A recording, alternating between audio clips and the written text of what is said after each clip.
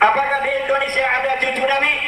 Di dunia ada cucu Nabi, tapi di Indonesia ini belum ada yang terbukti secara ilmiah bahwa dia adalah cucu dari baginda Nabi besar Muhammad sallallahu alaihi wasallam.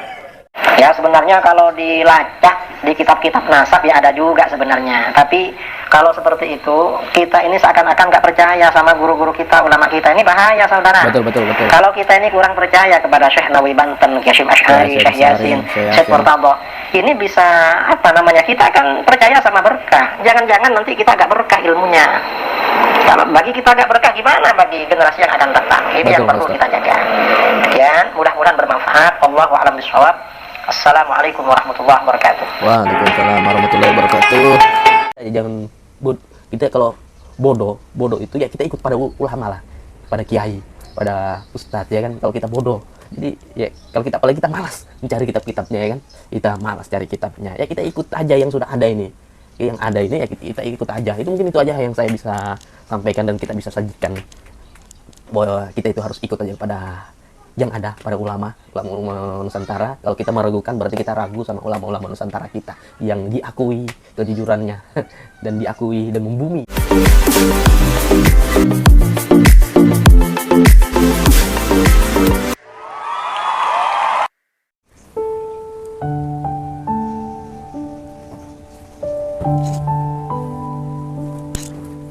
Oke, jumpa lagi. Assalamualaikum warahmatullahi wabarakatuh. Rekan-rekan semua, minal aidin wal faizin, mohon maaf lahir dan batin. Sedikit saya mau menanggapi, udah lama banget sudah kita ini udah mereaction sesuatu. Ini banyak sekali yang lagi viral. Saya scroll di YouTube, kebetulan saya main HP, banyak sekali yang viral. Dan itu terus. Saya minum dulu.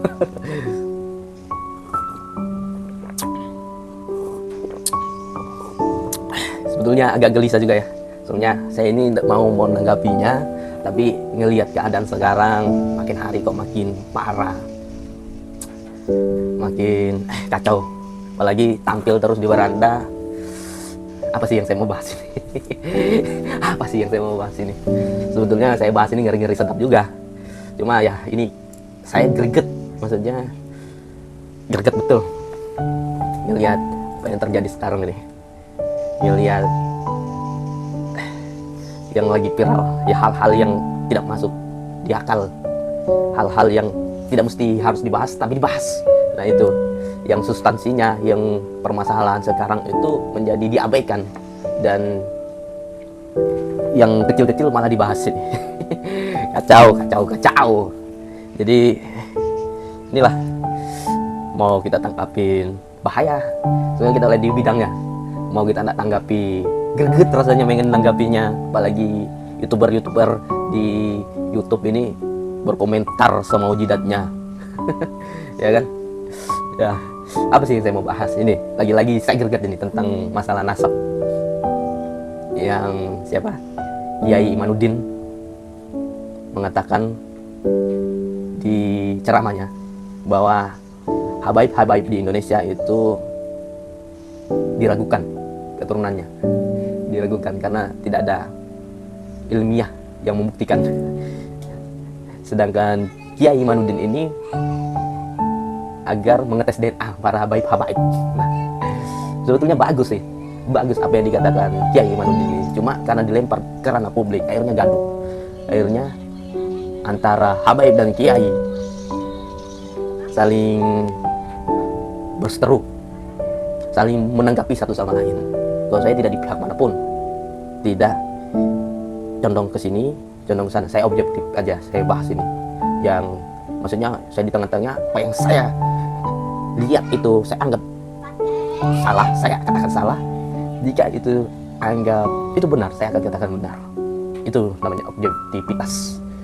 Karena saya sebagai YouTuber dan saya harus menanggapinya ini. Bukan harus sih, cuma ini greget aja.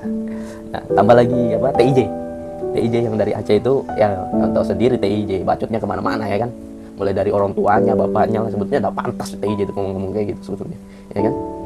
Tidak pantas itu, mungkin menggibah sesuatu orang tuanya, sambil ketawa-tawa ke TV, baru apalah. Jadi masyarakat ini berasumsi yang tak karu-karuan, ya kan.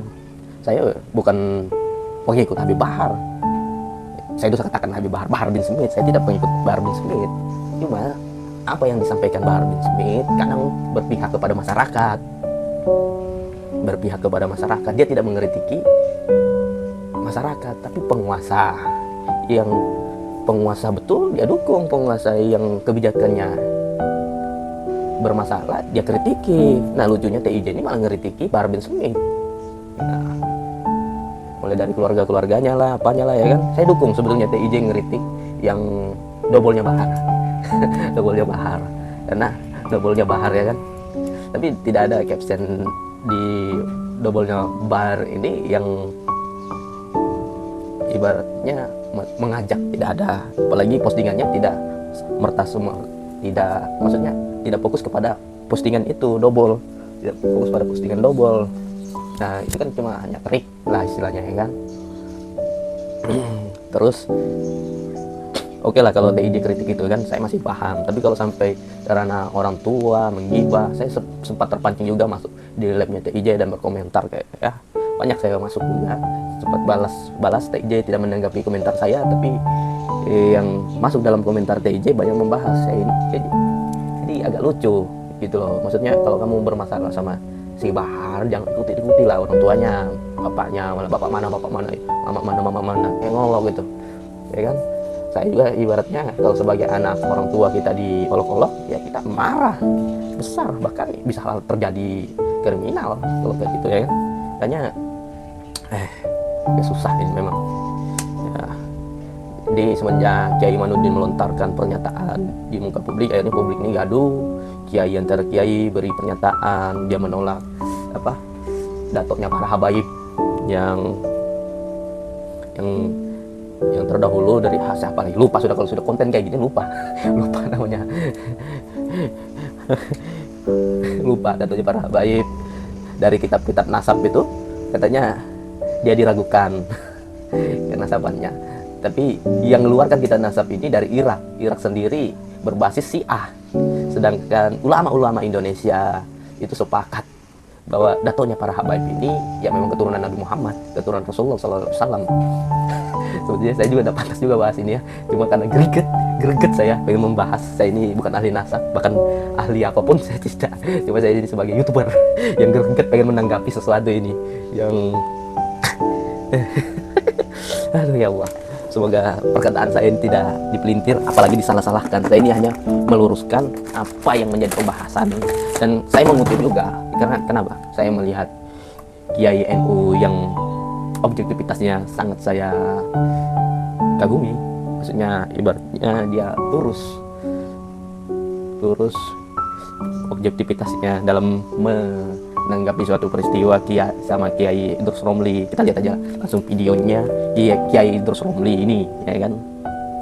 Karena kalau kita menyimak dari video Kiai Idrus Romli ini, kita tidak ada keraguan lagi kepada para habaib di Indonesia dan lembaga untuk mengurusi para habaib di Indonesia, lembaga nasab ini. Lembaga nasab ini sudah diakui para ulama-ulama, maksudnya untuk mengurusi para habaib. Dan habaib ini juga kalau ceramah cintai pada keluarga Nabi, itu ada kitabnya. Memang kita dianjurkan, bukan dia harus cintai saya, sayangi saya, kagumi saya, puja saya, enggak. Yang dia sampaikan itu agar kita mencintai para habaib yang sana. Tidak mungkin seseorang itu menyuruh, ayo ikut kelompok saya, sembah saya. Tidak ada yang kayak gitu. Cuma dia menyuruh cintai para habaib, tegur dia kalau salah. Tegurnya dengan secara apa? Beda tegurnya para habaib yang awam atau yang tokoh atau yang ustadz. Beda. Kalau kita tokoh, kita tegur secara membabi buta, secara para pecintanya akan marah ke kita gitu. Makanya ya, karena mereka yang dia sampaikan itu bukan berdasarkan pada nafsu, karena ada kitabnya dan rujukannya para ulama. Nah, kita langsung aja lihat videonya Kiai Idrus Romli. Apakah di Indonesia ada cucu Nabi? Di dunia ada cucu Nabi, tapi di Indonesia ini belum ada yang terbukti secara ilmiah bahwa dia adalah cucu dari baginda Nabi besar Muhammad sallallahu alaihi wasallam.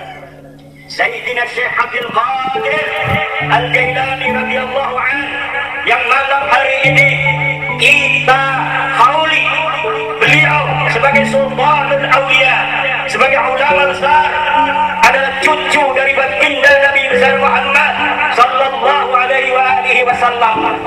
Walaupun dalam sisi silsilah dipermasalahkan oleh para ahli nasab, tetapi itu semua karena apa? Karena baginda Sayyidina Syekh Abdul Qadir Al-Jilani semasa hidupnya tidak pernah mengaku-ngaku sebagai cucu baginda Nabi. Kemudian ketika beliau wafat, maka anak cucunya menulis nasab yang diketahui daripada kakeknya ini, dan diragukan oleh ahli nasab. Tetapi hari ini, beberapa bulan yang lalu, cucu-cucu beliau yang ada di Syria sudah mengadakan tes DNA, uji DNA yang menyatakan bahwa betul, terkonfirmasi secara ilmiah bahwa keturunan daripada Sayyidina Syekh Abdul Qadir Al-Jilani radhiyallahu anhu wa quddisa sirruh adalah cucu dari baginda Nabi besar Muhammad sallallahu alaihi wasallam. Jadi apa yang kita saksikan, bahwa tadi ada pernyataan dari Kiai Imanuddin itu, Syekh Abdul Qadir Jilani tidak pernah, maksudnya tidak mengaku-ngaku lah istilahnya bahwa dirinya keturunan Nabi Muhammad. Bagus juga, ada bagusnya juga. Maka kenapa di Indonesia ini keturunan Nabi Muhammad itu harus mendaftarkan diri atau apa? Karena ada yang beberapa ceramah yang saya dengar, karena dia itu kalau keturunan Nabi Muhammad ada yang wajib dan tidak wajib dia lakukan, dan kita sebagai masyarakat harus tahu maksudnya. Jadi kita kepada cucu kekerabatan Nabi Muhammad, keluarga dari Nabi Muhammad SAW, kita harus menjalin silaturahmi dengan baik, karena itu sudah menjadi tradisi, dan itu Nabi Muhammad sendiri menganjurkan itu, jalinlah kekeluargaan kepada anak cucuku. Nah, sebenarnya yang butuh itu bukan dia sebetulnya, para habaib ini. Yang butuh itu kita yang butuh, kita butuh kepada mereka, karena itu perintah Rasul kita, perintah Nabi Muhammad kita. Mau yang jahil kah, mau yang bodoh kah, mau yang alim pun, kita harus jalin kekeluargaan kepada mereka, gitu. Jadi kita yang butuh, bukan mereka sebetulnya yang butuh. Nah, para habaib itu menyampaikan karena sesuai kitab yang dia pelajari, gitu, bukan dia nakut-nakutin. Jadi kita ini harus berpikir rasio, berpikir yang terbuka, jangan fanatisisme. Ya, apa yang dia sampaikan ya kayak gitu. Dia juga menyampaikan tidak harus menghormati dirinya. Seharusnya yang membela para habaib ini ya masyarakat awam kayak kita ini, yang tidak ada garis keturunannya ke Nabi Muhammad. Nah, kita inilah yang ibaratnya menyuarakan, jalinlah hubungan kepada anak cucu Nabi Muhammad, nah gitu. Kita seharusnya, kita ini yang sebetulnya yang salah, karena kita yang tidak menyuarakan. Makanya apa yang disampaikan para habaib itu, para ulama itu, bahwa kita harus begini kepada para habaib, memang betul yang disampaikan, karena yang dia sampaikan itu sesuai dengan kitab-kitab, sesuai dengan tuntunan para ulama, para sabda Nabi, gitu. Kita terus bantahan dari Kiai Idrus Romli ya. Assalamualaikum warahmatullahi wabarakatuh. Bismillahirrahmanirrahim. Alhamdulillahi rabbil alamin. Lahul hamdu wa lahul fadlu wa lahus sana'ul hasan. Asyhadu an la ilaha illallah wahdahu la syarika lah. Wa asyhadu anna sayyidana Muhammadan abduhu wa rasuluh. Allahumma shalli ala sayyidina Muhammadin tibbil qulubi wa dawaiha wa afiyatil abdani wa shifaiha wa nuril absari wa dhiyaiha wa qutil arwahi wa ghidaiha wa ala alihi wa sahbihi wa barik wa sallim, amma ba'du. Saudara-saudara kaum muslimin dimanapun Anda berada, pada kali ini kajian kita seputar gelar Habib dan nasab kaum Sadah Alawiyin alaihimussalam. Mengapa saya membahas masalah ini? Karena banyak permintaan agar saya membahas masalah gelar Habib ini dan nasab kaum Sadah Alawiyin. Jadi begitu. Jadi artinya ini menjawab beberapa pertanyaan. Pertanyaan pertama, ada pertanyaan, apakah gelar Habib itu Islami, gelar yang Islami? Jawabannya, gelar Habib itu jelas gelar yang Islami, sama dengan gelar Kiai, Gus, Lora, Ajengan, Buya, Abu, Tuan Guru, dan lain-lain. Jadi gelar ini sangat Islami. Mengapa ini gelar Islami? Karena gelar tersebut memang tradisi yang berlaku di kalangan umat Islam, bukan di kalangan lain. Itu memang gelar yang menjadi tradisi dalam Islam. Dasarnya mana kalau itu Islami? Di dalam Al-Quran, Allah Subhanahu wa Ta'ala berfirman, "Khudhil afwa wa'mur bil 'urfi wa a'rid 'anil jahilin." Al-A'raf ayat 199. Jadilah engkau pemaaf dan suruhlah orang mengerjakan huruf. Huruf itu artinya tradisi yang baik, serta berpalinglah daripada orang-orang yang bodoh. Ini Al-Quran surah Al-A'raf ayat 199. Jadi di dalam ayat ini ada perintah dari Allah kepada baginda Rasulullah SAW agar menyuruh umatnya mengerjakan tradisi yang baik. Tradisi itu artinya ya kebiasaan yang sudah berlangsung. Nah, ketika membicarakan ayat ini, Al-Imam Asy'arani radhiyallahu anhu berkata, Imam Asy'arani ini ulama terkemuka ya di kalangan ulama Syafi'iyah dan kalangan Sufi. Beliau punya kitab terkenal namanya Al-Mizan Al-Kubra. Juga punya kitab At-Tabaqat Al-Kubra dan kitab-kitab lain dalam tasawuf yang berlaku di kalangan para kiai, guru-guru kita. Nah, Imam Asy'arani dalam kitabnya Tanbihul Mughtarrin Awakhir al-Qarnil Ashir ala ma khalafu fihi salafahum at-tahir, beliau mengatakan, wa min akhlaqihim ay salafis salih radhiyallahu anhum tawaqqufuhum an kulli fi'lin aw qawlin hatta ya'rifu mizanahu 'ala al-kitab was sunnah abil 'urfi li'anna al-'urfa min jumlati syari'ah. Qala Allah Ta'ala khudhil 'afwa wa'mur bil 'urfi wa a'rid 'anil jahilin. Ini dari kitab beliau Tanbihul Mughtarrin halaman 22. Artinya kurang lebih begini. Di antara budi pekerti kaum salaf yang soleh radhiyallahu anhu, ulama salaf yang soleh ya, adalah berhentinya mereka dari setiap perbuatan atau ucapan. Artinya mereka gak melakukan sesuatu, gak mengucapkan sesuatu sampai mengetahui pertimbangannya menurut Al-Quran dan hadis. Itu menurut Al-Quran bagaimana, menurut hadis bagaimana. Kalau gak ada atau tradisi, menurut tradisi bagaimana. Nah, mengapa tradisi menjadi pertimbangan? Tadi dikatakan di annal urfa min jumlati syariah, karena tradisi termasuk bagian dari syariah. Dasarnya mana tradisi termasuk bagian dari syariah? Allah Subhanahu wa Ta'ala berfirman dalam Al-Quran, khudhil afwa wa'mur bil 'urfi wa a'rid 'anil jahilin. Jadilah engkau pemaaf dan suruhlah orang mengerjakan uruf, tradisi yang baik, serta berpalinglah daripada orang-orang yang bodoh. Nah, ini tradisi. Artinya panggilan Habib itu tradisi memang. Tradisi. Karena sudah menjadi tradisi, berarti menjadi bagian dari syariah, dari Islam. Sama dengan panggilan Kiai, panggilan Gus ya bagi anaknya Kiai atau Lora di daerah Madura. Kalau di Aceh, Kiai dipanggil Abu, kalau anaknya dipanggil Abi. Misalnya kalau di Sumatera Barat, di Riau dipanggil Buya, kalau di Medan dipanggil Muallim, kalau di Indonesia Timur seperti di Sulawesi, di Nusa Tenggara Barat, di Kalimantan Selatan dipanggil Tuan Guru. Itu tradisi yang sangat Islami. Jadi begitu. Nah, di negeri Hadramaut Yaman, gelar Habib ini biasanya disematkan kepada mereka yang memiliki hubungan nasab dengan Sayyid Alwi bin Ubaidillah bin Ahmad bin Aisyah al-Muhajir ilallah alaihimussalam. Jadi keturunan Sayyid Alwi bin Ubaidillah.